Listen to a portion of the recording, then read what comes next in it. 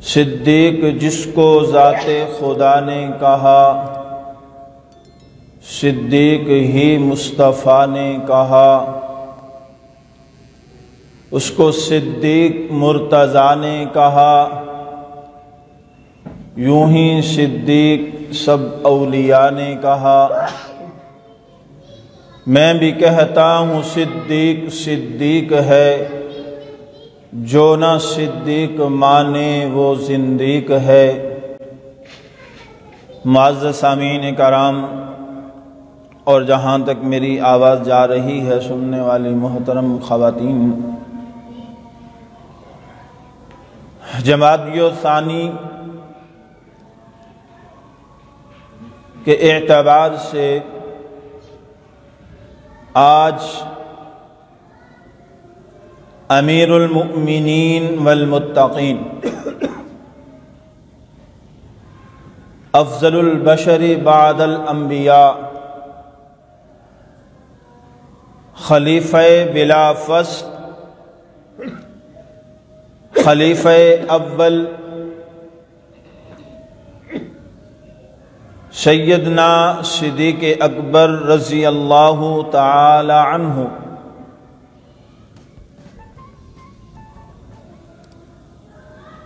کی زندگی کے مختلف روشن پہلوؤں میں سے آج معاشرے میں خصوصاً اہل اسلام کے ارباب اقتدار میں جو پہلو بہت کم نظر آ رہا ہے، میری مراد صدیق اکبر رضی اللہ تعالی عنہ کی جرأت و بہادری اور شجاعت کے چند روشن پہلو، چند لازوال واقعات آپ کے سامنے پیش کروں تاکہ کہہ اور سن کر ہمارے ایمان کو جلا ملے اور جو ایک بزدلی کا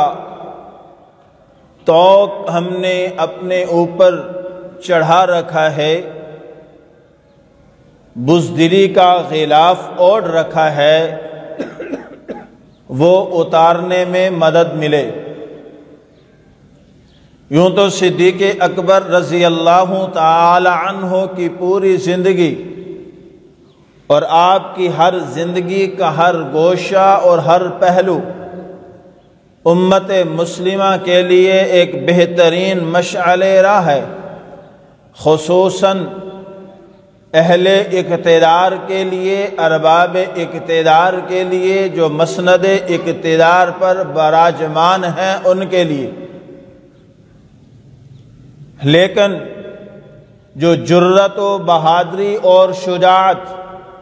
اللہ جل شانہ نے آپ کی ذات مبارکہ میں القاء فرمائی تھی،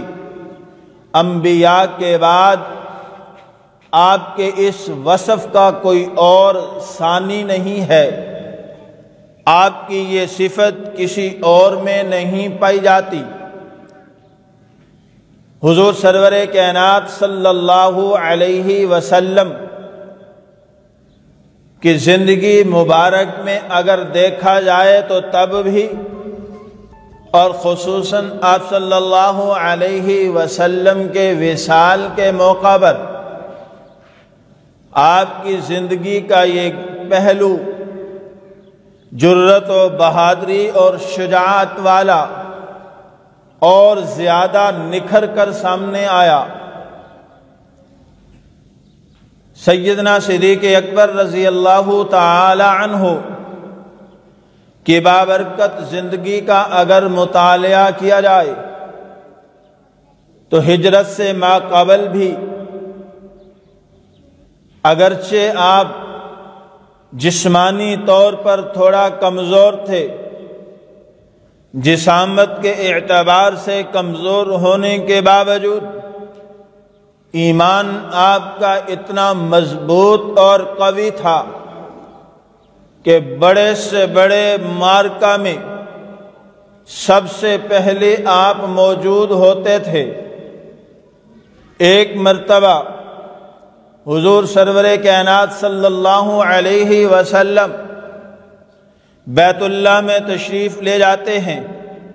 مشرکین مکہ اور ان کے سردار جمع ہیں۔ موضوع سخن آپ صلی اللہ علیہ وسلم کی ذات اقدس ہے۔ جب آپ صلی اللہ علیہ وسلم وہاں پہنچتے ہیں، مشرکین مکہ کہتے ہیں کیا آپ ہمارے خداؤں کو برا بھلا کہتے ہیں، ہمارے خداؤں کی تردید کرتے ہیں، ہماری رسومات و رواج کا رد کرتے ہیں؟ آپ صلی اللہ علیہ وسلم نے فرمایا کہ ہاں میں کرتا ہوں،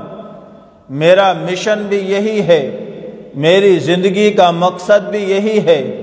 میری بعثت کا مقصد بھی یہی ہے، کرتا ہوں، کرتا رہوں گا، تا دم حیات کرتا رہوں گا۔ وہ مشرکین آپ پر پل پڑتے ہیں، آپ صلی اللہ علیہ وسلم کو زد و کوب کرتے ہیں۔ جب کوئی جا کر کے صدیق اکبر رضی اللہ تعالی عنہ سے کہتا ہے کہ آپ کے دوست کو مشرکین پیٹ رہے ہیں، آپ فوراً، یہ وہ موقع اور وقت ہوتا ہے کہ جب وفا کا علم ہوتا ہے، جب جرت و بہادری کا علم ہوتا ہے، جب شجاعت کھل کر سامنے آتی ہے، وگرنہ بڑے بڑے پہلوانوں کے ایسے موقع پر پتے پانی ہو جاتے ہیں، وہ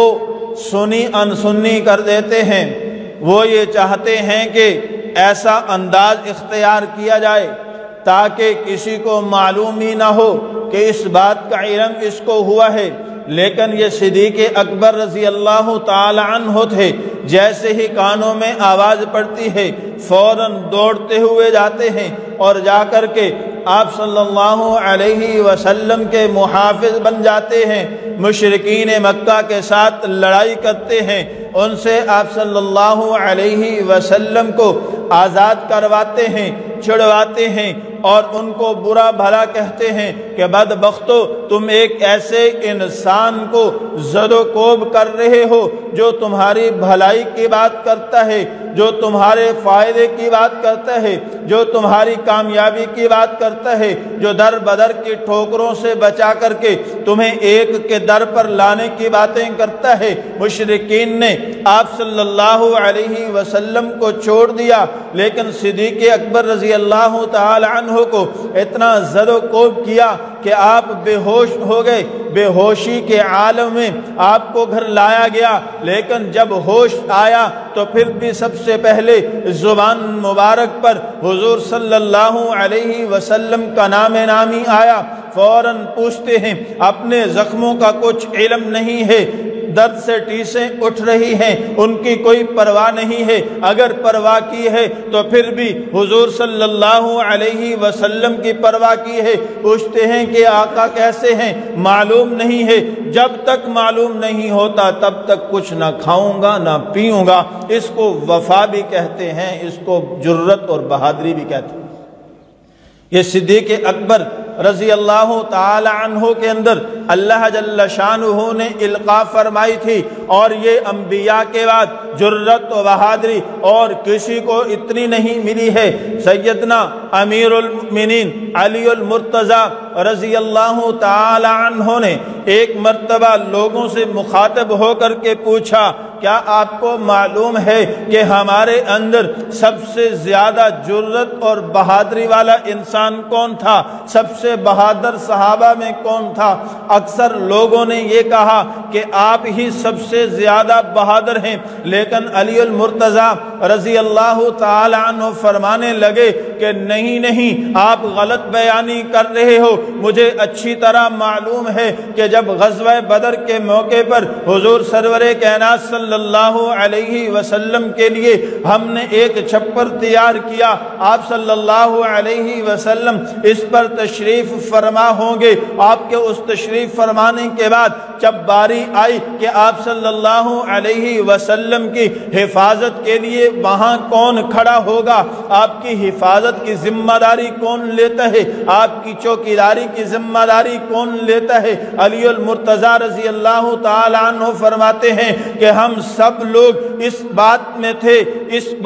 خیال میں تھے کہ کہیں میری ڈیوٹی نہ لگ جائے، کہیں میری چوکیداری نہ لگ جائے، لیکن اس وقت جب سب یہ ذمہ داری لینے سے گھبرا رہے تھے، صدیق اکبر رضی اللہ تعالی عنہ آگے بڑھے، اپنی تلوار نیام سے باہر نکالی اور فرمانے لگے کہ میں آقا صلی اللہ علیہ وسلم کی چوکیداری کی ذمہ داری نبھانے کے لیے تیار ہوں، میں آپ کی محافظت کے لیے کھڑا ہونے کے لیے تیار ہوں۔ پھر پوری جماعت میں سے، پوری قوم میں سے صدیق اکبر رضی اللہ تعالی عنہ ہی تھے جنہوں نے تلوار نیام سے نکال کر، تلوار سونت کر آپ صلی اللہ علیہ وسلم کے ساتھ کھڑے رہے اور پہرا دینے کا حق ادا کیا، اور آپ کے وہاں کھڑے ہونے کے انداز کو دیکھ کر کے مشرکین میں سے کوئی بھی یہ ہمت نہ کر سکا کہ آپ صلی اللہ علیہ وسلم کی طرف نظر بد اٹھا کر کے بھی دیکھے، وہاں پہنچنا تو درکنار، آپ کی طرف کوئی نظر اٹھا کر کے بھی دیکھنے کی ہمت نہیں کر سکتا تھا۔ اس لیے جو تم کہہ رہے ہو وہ غلط کہہ رہے ہو، میں اس بات کی گواہی دیتا ہوں تمام صحابہ میں سے سب سے زیادہ بہادر، جری، جرت اور شجاعت کا مالک اگر کوئی انسان تھا تو وہ ابو بکر صدیق تھا۔ آپ کی جرت و بہادری کی تائید خود علی المرتضیٰ رضی اللہ تعالی عنہ فرما رہے ہیں کہ ہم میں سے سب سے زیادہ جرت اور بہادری والا انسان وہ صدیق اکبر رضی اللہ تعالی عنہ تھے۔ آپ دیکھتے نہیں ہیں کہ ایک طرف آپ صلی اللہ علیہ وسلم کا بستر ہے، ایک طرف آپ صلی اللہ علیہ وسلم کا وجود مسعود ہے، ایک طرف لوگوں کی امانتیں ہیں، دوسری طرف اللہ کی امانت ہے، دین کی بنیاد ہے، شریعت کی بنیاد ہے، گویا کہ کل شریعت ہے۔ ایک طرف لوگوں کی امانتیں، ایک طرف اللہ کی امانت ہے۔ لوگوں کی امانتوں کی حفاظت کے لیے آقا نامدار صلی اللہ علیہ وسلم نے جس کا انتخاب فرمایا ہے اس کو علی المرتضیٰ کہتے ہیں، اور اللہ کی امانت کی حفاظت کے لیے جس کا انتخاب صرف آقا نامدار نے نہیں بلکہ روایات اٹھا کر کے دیکھیے، آپ کا انتخاب خود اللہ نے فرمایا ہے، جبرائیل امین نے آ کر کے بتایا ہے، آقا خود نبوت، خود صداقت کے دروازے پر چل کر کے گئی ہے۔ اللہ کی امانت کی حفاظت کے لیے اگر انتخاب ہوتا ہے تو صدیق اکبر رضی اللہ تعالی عنہ کا انتخاب ہوتا ہے۔ ادھر لوگوں کی امانتیں ہیں، ادھر اللہ کی امانت ہے، اور اہل عقل و خرد جو ہے وہ جانتے اور پہچانتے ہیں کہ کون سی امانت زیادہ قیمتی تھی، کون سی امانت زیادہ ضروری تھی، کون سی امانت زیادہ امت کے لیے اہم تھی۔ جو زیادہ اہم تھی اس پر اہم لوگوں کو ہی محافظ بنایا جاتا ہے۔ تو اس لیے الحمدللہ اہل سنت والجماعت کا یہ عقیدہ ہے، جس نے بستر پر پوری رات آرام کر کے آقا کی تابع داری کر کے لوگوں کی امانتوں کی حفاظت کی ذمہ داری نبھائی ہے، وہ بھی ہمارا ایمان اور عقیدہ ہے، وہ بھی ہمارے سر کے تاج ہیں، وہ بھی ہمارے آنکھوں کی ٹھنڈک ہیں، وہ بھی ہمارے دلوں کے سرور ہیں۔ اور جس نے رات کو پتھریلی زمین پر چل کر کے اپنے پاؤں زخمی کرا کے نبوت کو اپنے کندھے پر سوار کر کے اللہ کی امانت کی حفاظت کر کے چلتے ہوئے کبھی پیچھے سے، کبھی آگے سے، کبھی دائیں سے، کبھی بائیں سے، کہ کہیں ادھر سے دشمن نہ آ جائے، ادھر سے نہ آ جائے، سامنے سے نہ آ جائے، پیچھے سے نہ آ جائے، اپنی جان کی بازی لگاتے ہوئے اپنا مال بھی ساتھ لے کر کے اللہ کی امانت کی حفاظت کرتے ہوئے ایک مرحلہ ایسا آتا ہے کہ جب آپ صلی اللہ علیہ وسلم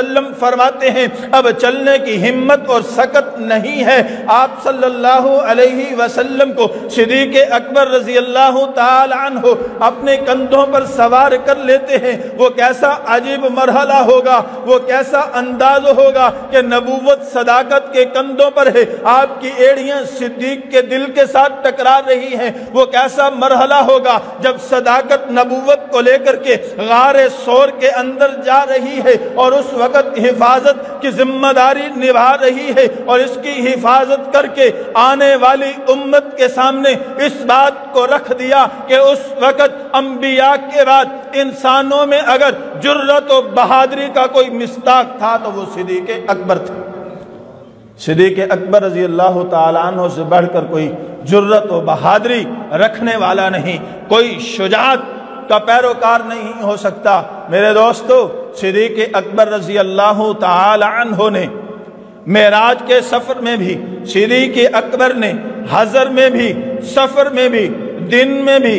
رات میں بھی، صبح بھی، شام بھی، دھوپ میں بھی، چھاؤں میں بھی، گرمی میں بھی، سردی میں بھی نبوت کے ساتھ سائے کی طرح چل کر کے یہ ثابت کر دیا کہ جب سے ایمان قبول کیا اس وقت سے لے کر کے آپ صلی اللہ علیہ وسلم کے وصال تک آپ کے ساتھ وفاداری کا حق بھی ادا کیا اور آپ کی حفاظت کا حق بھی ادا کر کے دکھایا۔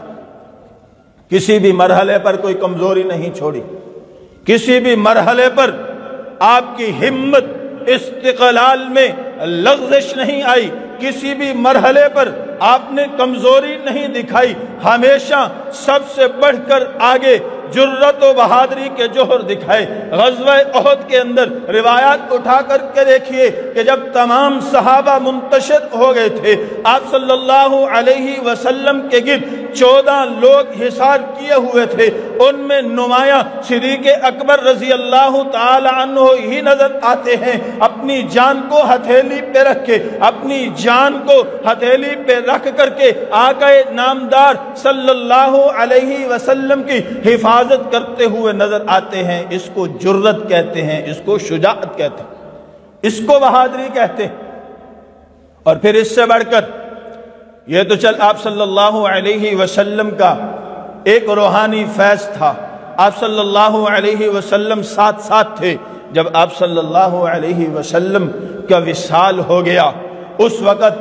مدینے کا کیا عالم تھا، ذرا اٹھا کر کے دیکھیں کہ اس وقت صحابہ کا کیا عالم تھا، کس طرح جو ہے وہ گڑ گڑا کر کے رو رہے تھے، یہاں تک کہ سیدنا فاروق اعظم رضی اللہ تعالی عنہ جیسا جس کے متعلق خود آقا نامدار صلی اللہ علیہ وسلم اللہ کی دربار میں جھولی اٹھا کر کے مانگ رہے ہیں، یا اللہ اسلام سے عمر بن حشام کے ذریعے یا عمر بن خطاب کے ذریعے اسلام کو عزت عطا فرما دے، وہ بھی تلوار لے کر کے کھڑے ہوئے ہیں۔ خبردار کسی نے کہا کہ آقا رحلت فرما گئے ہیں، اس کی گردن اتار دوں گا۔ جی ہاں، یہ وہ موقع تھا کہ جب اندر کی ایمانی قوت نے اپنا اظہار کرنا تھا، اس وقت صدیق اکبر رضی اللہ تعالی عنہ کی شخصیت اور ذات ہی تھی جس نے پورے صحابہ کو سنبھالا دیا۔ آپ تشریف لے آئے، آپ صلی اللہ علیہ وسلم کے پاس، آپ کے اوپر سے چادر اتاری، آپ کے پیشانی مبارک پر بوسہ دیا، اور پھر واپس کے حضرت عمر بات کر رہے ہیں۔ فرمایا عمر خاموشی سے بیٹھ جاؤ، آپ بات کرتے رہتے ہیں۔ آپ منبر پر آئے، آ کر کے جو خطبہ دیا آب زر سے لکھنے کے قابل ہے۔ فرمایا آپ ایمانی کیفیت دیکھیے، ایمانی قوت دیکھیے، اور روحانی قوت دیکھیے، اور اللہ کے ساتھ تعلق اور قربی کیفیت پہچانیے۔ صدیق اکبر رضی اللہ تعالی عنہ نے خطبے میں یہی ارشاد فرمایا کہ اے لوگو کان کھول کے سن لو، اگر تم محمد کی عبادت کرتے تھے، اگر تم محمد کی عبادت کرتے تھے تو محمد آج اس دنیا سے جا چکے ہیں، اور اگر تم اللہ کی عبادت کرتے تھے، اللہ حی قیوم ہے، وہ آج بھی ہے، وہ بعد میں بھی رہے گا۔ تو پھر بات سن لو کہ اللہ کی عبادت کرنے والے یہ سمجھ لیں، اور پھر قرآن کی یہ آیت مبارکہ تلاوت کی، وَمَا مُحَمَّدٌ إِلَّا رَسُولٌ قَدْ خَلَتْ مِن قَبْلِهِ الرُّسُلُ أَفَإِن مَّاتَ أَوْ قُتِلَ انقلبتم عَلَىٰ أَعْقَابِكُمْ۔ یہ تلاوت کرنے کے بعد پھر صحابہ کرام کو تسلی دی، دلاسا دیا، ان معاملات کو سنبھالا۔ آپ صلی اللہ علیہ وسلم کی تدفین سے فارغ ہونے کے بعد جب نظر اٹھا کر کے دیکھا تو معاشرے کی حالت تبدیل ہو چکی ہے۔ کہیں سے اطلاع آ رہی ہے کہ فلاں قبیلے نے ارتداد اختیار کر لیا ہے، ادھر سے اطلاع آتی ہے مسلمہ کذاب جنگ کی تیاری کر رہا ہے، ادھر سے اطلاع آتی ہے کہ یمن کے اندر چند ناچنے والیوں نے خوشی کا اظہار کیا ہے اور وہاں پر کھلے عام گناہ کی دعوت دی جا رہی ہے۔ کہیں سے اطلاع آتی ہے کہ اسامہ کے لشکر کو جو ہے وہ روک دیا جائے۔ کہیں کوئی مسئلہ مسائل کا انبار ہے۔ ایک واحد شخصیت صدیق اکبر ہے جس نے نبی کے پہلو میں رہ کر کے، سائے کی طرح رہ کر کے اس دنیا کے اندر سر اٹھا کر کے جینے کا گر سیکھا تھا، جس نے اسلام کو دنیا میں پھیلانے کا گر سیکھا تھا، جس نے اسلام کی حفاظت کا گر سیکھا تھا، خود آقا نامدار سے سیکھا تھا۔ اس کو معلوم تھا اب کیا کرنا ہے۔ کیوں نہ معلوم ہوتا کہ تعلق جو مضبوط تھا، قرب جو تھا، روحانی کیفیت جو تھی، اللہ کے ساتھ جب تعلق مضبوط ہوتا ہے پھر اللہ کی مدد شامل حال ہوتی ہے۔ جی ہاں، پھر یہی صدیق اکبر رضی اللہ تعالی عنہ تھے جو اس موقع پر بڑے بڑے صحابہ کرام رضوان اللہ عنہم اجمعین کی رائے آپ کے مخالف آ رہی تھی، لیکن آپ نے ہر رائے کو رد کرتے ہوئے آپ صلی اللہ علیہ وسلم کے جاری کردہ احکام کو جاری رکھنے کا اعلان فرما دی۔ اسامہ بن زید رضی اللہ تعالیٰ عنہ کا لشکر آپ صلی اللہ علیہ وسلم نے روانہ فرمایا۔ اس لشکر میں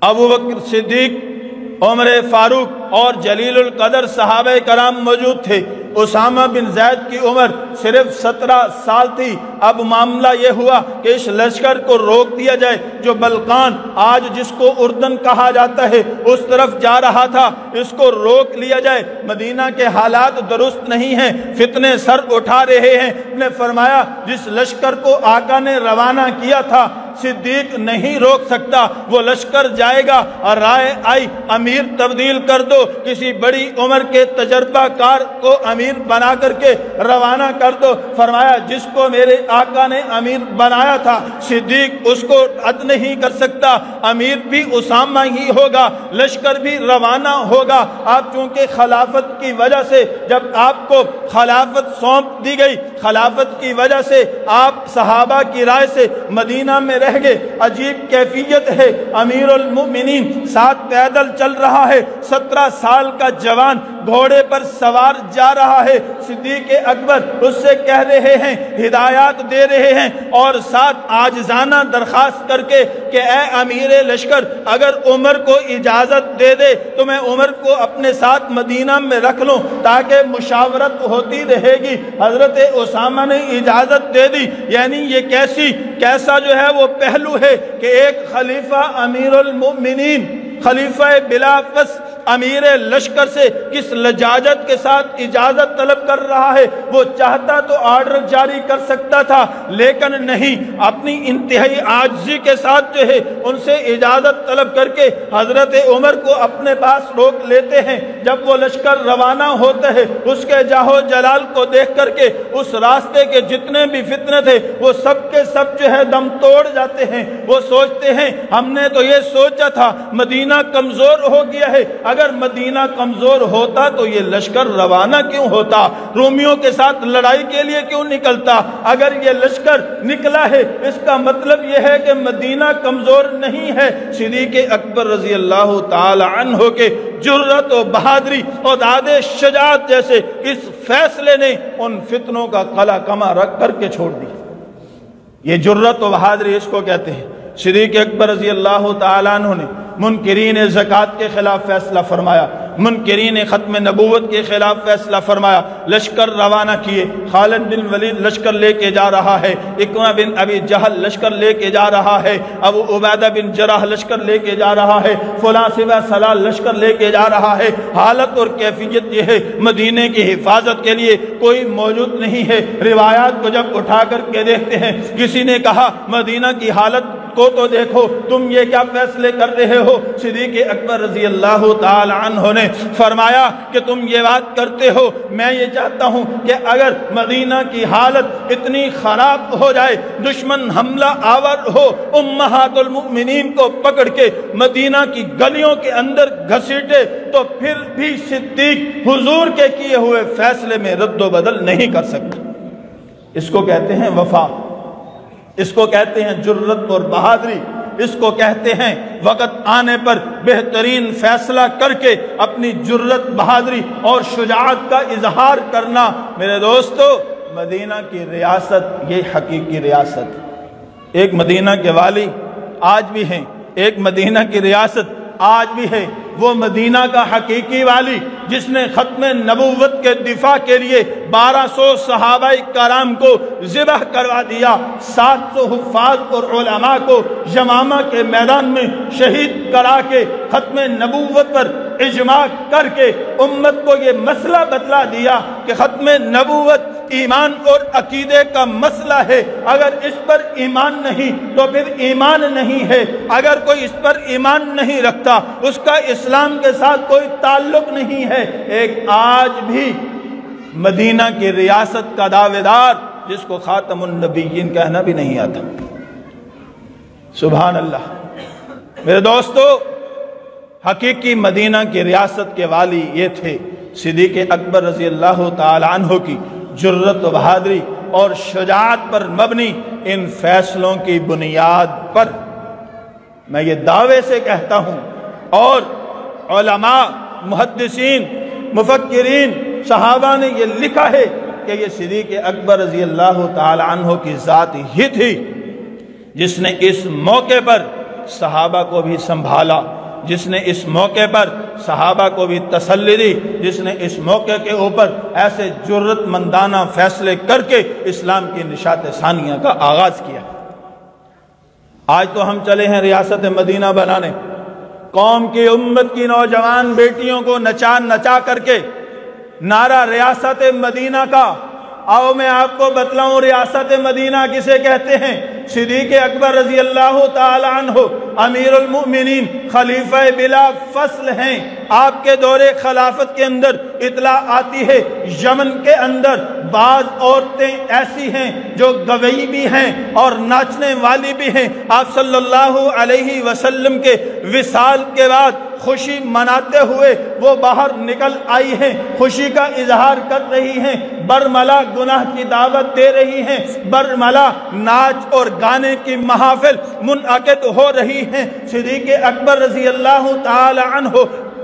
یمن کی طرف لشکر روانہ کرتے ہیں۔ اس لشکر کو یہ آرڈر دیا جاتا ہے کہ جا کر جاتے ہی ان کو گرفتار کیا جائے، گرفتار کرنے کے بعد ان کے ہاتھ کاٹ دیے جائیں، اگر وہ باز آ جائیں تو پھر زندہ چھوڑ دیا جائے، پھر بھی اگر باز نہ آئیں تو ان کو جہنم رسید کر دیا جائے۔ لشکر جاتا ہے یمن میں، جا کر کے ان بد کردار عورتوں کو گرفتار کیا جاتا ہے۔ تعداد میں وہ صرف 20 ہیں، لیکن فتنہ پھیلا رہی ہیں۔ جب ان کے ہاتھ کاٹے جاتے ہیں کچھ توبہ طائب ہو جاتی ہیں اور جو اپنے گناہ پر ڈٹ جاتی ہیں ان کو جہنم رسید کیا جاتا ہے۔ اس کو مدینہ کی ریاست کہتے ہیں،